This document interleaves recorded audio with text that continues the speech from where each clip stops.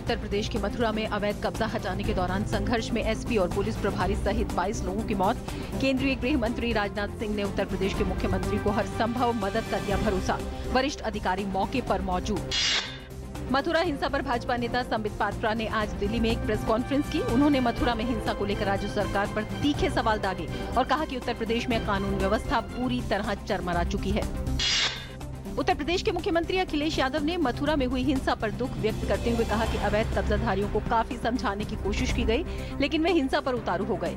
उन्होंने कहा कि स्थिति को नियंत्रित करने के लिए पुलिस के आला अधिकारी मौके पर मौजूद हैं। वित्त मंत्री अरुण जेटली ने अपनी जापान यात्रा में आज क्योटो के गवर्नर केजू यामादा से मुलाकात की।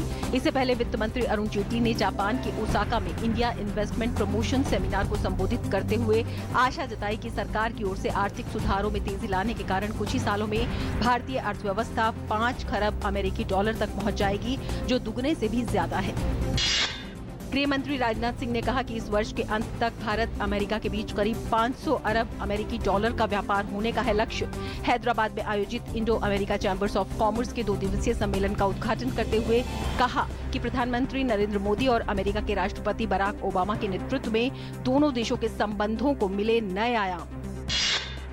परस्पर सहयोग को बढ़ाने के प्रयास के तहत भारत और ट्यूनीशिया ने हस्तशिल्प को बढ़ावा देने और आईटी एवं संचार तथा डिजिटल अर्थव्यवस्था को लेकर 2 सहमति पत्रों पर हस्ताक्षर किए। उपराष्ट्रपति हामिद अंसारी ने आज ट्यूनीशिया के प्रधानमंत्री हबीब असद से मुलाकात की और आपसी एवं क्षेत्रीय महत्व के विभिन्न मुद्दों पर विचार विमर्श किया। राज्यों के कल्याण विभाग के प्रधान सचिवों के साथ एक उच्च स्तरीय बैठक सामाजिक न्याय अधिकारिता मंत्री की अध्यक्षता में राजधानी दिल्ली में संपन्न हुई। केंद्रीय मंत्री थावरचंद गहलोत ने कहा कि अनुसूचित जाति एवं जनजाति पर अत्याचार के जो कानून हैं, उसमें और कड़े प्रावधान जोड़े गए हैं, जिससे इस समुदाय पर होने वाले अत्याचार पर अंकुश लग सकेगा।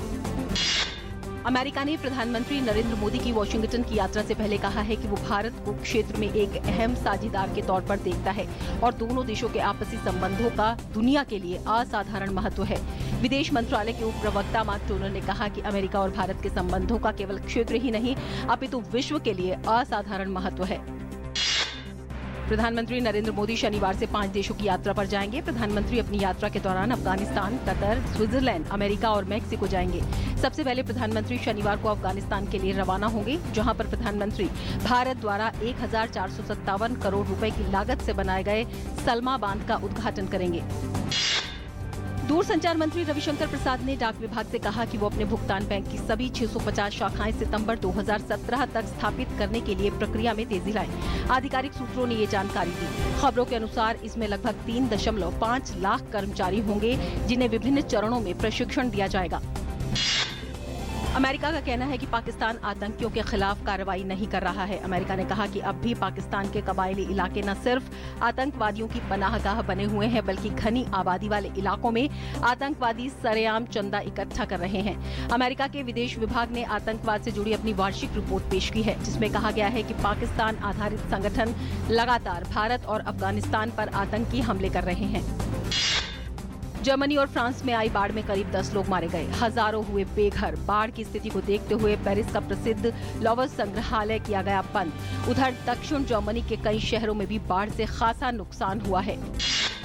9 भारतीय मुक्केबाज 16 जून से अजरबैजान के बाकू में आयोजित हो रही AIBA विश्व ओलंपिक क्वालिफाइंग टूर्नामेंट में हिस्सा लेने जा रहे हैं। एल देवेंद्र सिंह और विकास कृष्ण के नेतृत्व में भारतीय मुक्केबाजों की कोशिश ज्यादा से ज्यादा संख्या में ओलंपिक के लिए क्वालिफाई करने की होगी। फ्रेंच ओपन के मिश्रित युगल का खिताबी मुकाबला 2 भारतीय खिलाड़ियों के बीच आज खेला जाएगा। भारत की सानिया मिर्जा और लिएंडर पेस ने अपने अपने जोड़ीदारों के साथ मिलकर मिश्रित युगल के फाइनल में जगह बना ली है। वहीं शीर्ष वरीयता प्राप्त नोवाक जोकोविच और सेरेना विलियम्स ने भी अपने अपने मुकाबले जीतकर प्रतियोगिता के सेमीफाइनल में जगह बना ली है। आगामी 21 जून को अंतर्राष्ट्रीय योग दिवस है। इसी को ध्यान में रखते हुए प्रधानमंत्री नरेंद्र मोदी ने ट्वीट कर लोगों को योग और उसके लाभ के बारे में बताया है। इस कड़ी में आज प्रधानमंत्री ने वक्रासन के बारे में विस्तृत जानकारी दी है और बताया है कि कैसे ये हमारे स्वास्थ्य के लिए उपयोगी है।